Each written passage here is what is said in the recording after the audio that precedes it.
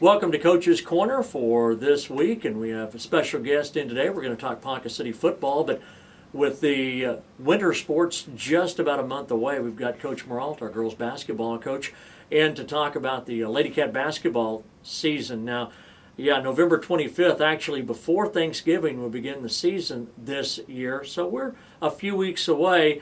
But that doesn't mean the teams that will represent us during the winter aren't working out hard, our basketball and wrestling programs. And Coach, first of all, I guess that's the case. Your girls are working hard right now. They are. Basketball is kind of like a lot of sports. You don't necessarily win or lose games during the season, but you can win or lose them before the season. Absolutely. We just got all of our girls last week because they have been doing fall sports, volleyball, and softball. And so now we've had probably about 6 practices with our entire team. Not enough for you to probably start making some determinations, but it's a reminder to people. We talk about it sometimes on the boys' side about how our athletes have to be pretty versatile, but that's the same with our girls. A lot of those girls, they have other activities, sports, cheerleading, high stepping. That's a lot of right. those girls have to do those things along with play our sports too. You're absolutely right. This is your first year as our head coach, but this is your 3rd year in Ponca City. How did working under Coach Winburn for a couple of years as his top assistant prepare you for being the head coach of the Lady Cats? Well, first thing is he's very organized. Always knew what he was doing that day, what he was trying to accomplish, so I've really tried to keep that with the girls.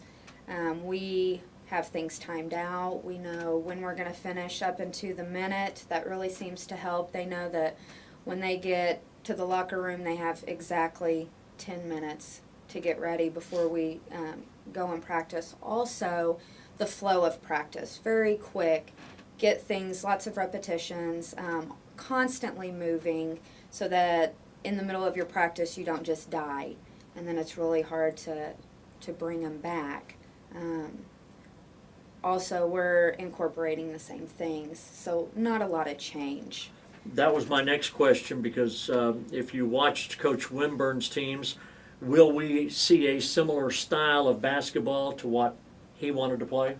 Yes, we will be doing, same defense, man-to-man. Him and I are both very adamant about man-to-man defense. Same thing with motion.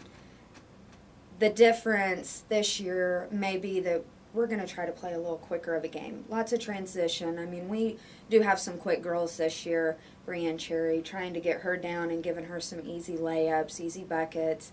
We're going to press more, depending on the team that we're playing. But we are going to try to have more pressure, quicker ball. You're our first-year head girls basketball coach. But people do need to realize 2 years in our program, and you have been a head coach before, so you have that head coaching experience as well. Yes. Tell us about that. I had coached a junior high and high school team in a small town, Frederick, southeast Oklahoma. That was my 2nd year coaching in Oklahoma, and that was a very good starting step for me, because I got to have the whole program, the 7th through the 12th grade.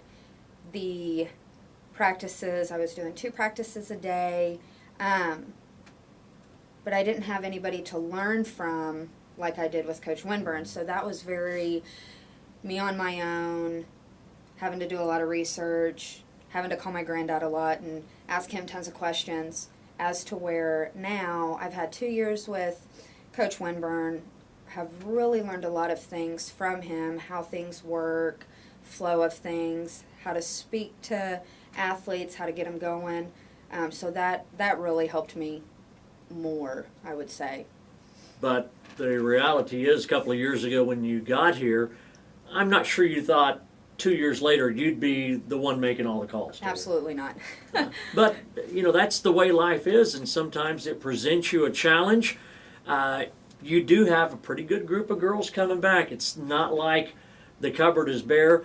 Although, as you go through, you're still trying to identify players that can play on a Tuesday and a Friday. Last year, we had a good group of girls, a good mix. What do you see so far from these girls through the first 6 practices? I think our depth will be much better this year.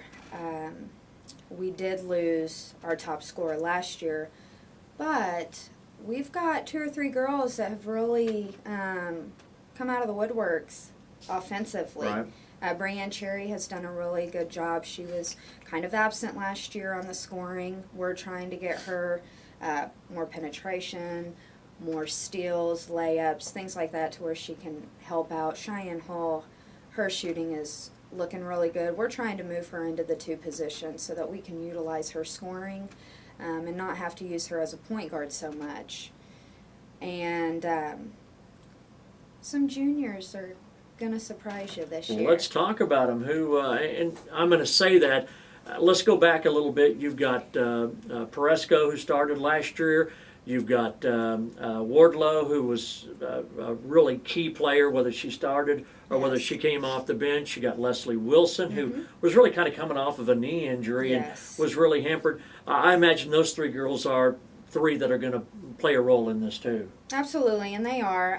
One that's blossomed, I'd say, is Jaden Hawkins. Her first 2 practices really impressed Coach Bodenstein and I. Her quickness is there, her ball handling skills. We're going to try to possibly bring her into the 1 spot. She's gotten tougher. She's going to the hole. Her passing looks really well. So we're it's very promising to see what happens in the next 4 or 5 scrimmages before we get to our opener against Noah.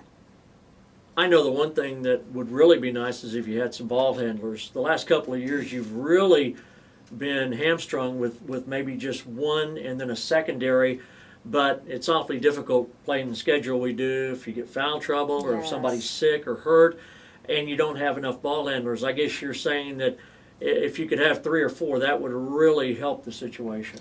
Yes, and I think we're going to have about 3. We're trying to bring Leslie Wilson into the 1 spot. She has great perception. Her peripheral vision of the court is very, very impressive. Jaden Hawkins, and then we're going to try to not use Cheyenne Hall so much. Maybe in the first couple games, use her, and then just bring those others in periodically. Well, there are times if you're the only ball handler at the end of the game, you can barely walk. That's I think fatigue certainly could play a role there. But Cheyenne's a good ball player. She's a 3-year starter now if she starts this season. So she's kind of maybe the glue that keeps everything together. Would that be accurate? I would. She has definitely stepped up vocally this year. Very impressed with her leadership skills. Trying to put her in a different position because she's been mainly the point guard the past 2 years. So she's not looking to score as much. She's more worried about getting the ball into other people, having them score. So we're kind of having to retrain her mind. Hey, it's okay to score. You can shoot. So we're hoping she'll get that. Absolutely. Now, I know that it may be too early to talk specifically, but some impressions of maybe the sophomores that are coming into the program, and if you've seen any of the junior high kids yet, the future players that you'll have. Kinsey Lyons has really impressed Coach Bodenstein and I. She is getting up the court very nicely. She has a great left hand, which you need to have so that you can just turn and put it in and not always have to just be a right-hander. Claire McCormick, she's been out with concussion. She ran into another player right before our scrimmage on Tuesday, so she's been out. So really haven't been able to see her. Emily Baker's been injured. Allie Freeman's been injured. So those 3 we haven't been able to see. Now, 8th and 9th graders, they practiced with us in the off season. We have an 8th grader, Jalissa Garcia. She's probably 5'11", very impressive post player. Really looking forward to see what she does this year. I'm very happy to see that she's in the program. Absolutely. And I'm just hoping that she stays. You mentioned you've had one scrimmage so far. What are some of the other scrimmages, and if you can remember them all, just some of the other dates that we've got coming up? We have, our next one is November 9th. We're going to go to Pawhuska. It's a festival. I think there's going to be about 8 teams. That's an all-day event. We have one, I want to say the 12th of November. We have one the 14th and one the 18th. The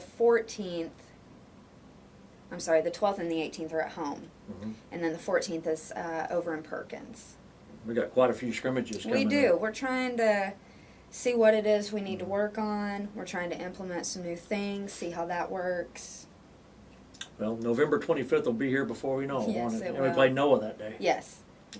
November 25th, the Ponca City girls and boys begin their high school basketball seasons this year, and we look forward to it. Coach, good luck to you, and we'll Thank see you. you on the 25th supporting the high school girls and boys basketball teams. Krystina Muralt, our girls coach on Coach's Corner.